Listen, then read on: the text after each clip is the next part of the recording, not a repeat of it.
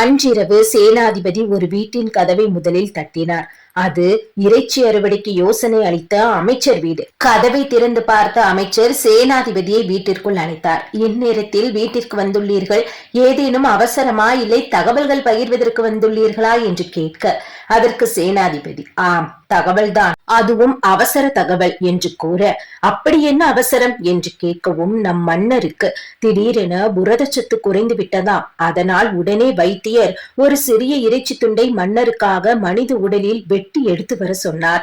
ஆகையால் தான் உங்களிடம் உங்க உடம்பில் இருந்து சிறிய கரித்துண்டை அரசருக்கு பெற்றுக்கொண்டு செல்லலாம் என்று வந்தேன் என சேனாதிபதி சொல்றாரு. அதற்கு வெடுவெடுத்து போய் வேர்த்து போன அமைச்சர் பயந்து கொண்டு, என்னால் இறைச்சி துண்டெல்லாம் தர இயலாது, தயவு செய்து மன்னித்து விடுங்கள், எனினும் என்னிடம் உள்ள தங்க நாணயங்கள் தருகிறேன் என்று 1,00,000 தங்க காசுகளை அள்ளி கொடுக்கிறார் அமைச்சர். பின்பு அந்த கிராமத்தில் உள்ள அனைத்து வீட்டின் கதவுகளை தட்டி, அரசருக்கு உடம்பு சரியில்லை, ஆகையால் உங்க உடம்பில் ஒரு சிறிய இறைச்சி துண்டை வெட்டி தாருங்கள் என்று கேட்க கேட்க மக்கள் அனைவரும் தங்களின் வீட்டில் உள்ள காசுகள் அனைத்தையும் அள்ளி கொடுத்துவிட்டு எங்களை விட்டு விடுங்கள் என்று கெஞ்சி கேட்க ஆரம்பிச்சாங்க. ஆக சேனாதிபதியும் அவர்கள் கொடுத்த நாணயங்கள் அனைத்தையும் ஒரு மூட்டையில் கட்டி அரண்மனைக்கு சென்றார் சேனாதிபதி. அரசரின் முன் சென்று இந்த நாணயங்கள் மூட்டையை கொட்டினார். அரசரும் என்ன நடந்தது, இவ்வளவு நாணயங்கள் எவ்வாறு கிடைத்தது என்று கேட்க சேனாதிபதி நடந்தவற்றை கூறினார் அரசரிடம். மறுநாள் மக்கள் கூட்டத்தை கூட்டி அனைத்து மக்களுக்கும் தானியங்கள் அண்டை நாட்டில் இருந்து வாங்கி கொடுக்கப்பட்டது.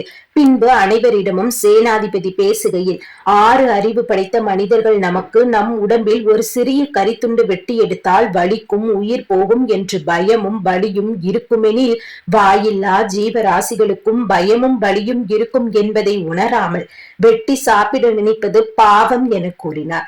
சேனாதிபதி வார்த்தைகளை அனைவரும் மனமாற ஏற்றுக்கொண்டனர். அக்கூட்டத்தில் இருந்த வாலிபன் ஒருவன் வந்து, வறுமைக்காக இறைச்சி சாப்பிடுவது பாவம் எனில் காட்டிற்கு வேட்டைக்கு செல்கிறேன் என்று சில மன்னர்கள் வேட்டையாடிவிட்டு அந்த விலங்கை உண்ணாமல் வருகின்றனர். இத்தகைய விலங்கை கொள்ளுதல் பாவம் இல்லையா, தின்னுதல் மட்டுமே பாவமா என கேட்கின்றார். நடந்த அனைத்து சம்பவங்களையும் கிருஷ்ணரும் சத்யபாமாவும் தொடர்ந்து பார்த்து கொண்டே இருந்தனர். அப்போது சத்யபாமா கிருஷ்ணரிடம், அந்த வாலிபன் கேட்ட கேள்விக்கு தங்களின் பதில் என்ன கிருஷ்ணா என்று கேட்க, அதற்கு கிருஷ்ணர், கருட புராணத்தின்படி மற்ற உயிர்களை கொள்பவர்கள் தின்பவர்கள் யாராக இருப்பினும் அவர்கள் நரகம் சென்று கொடூரமான தண்டனைகள் அனுபவிக்க வேண்டி வரும். இங்கு ஆன்மாக்கள் சவுக்கடி துன்பம் பெறும்.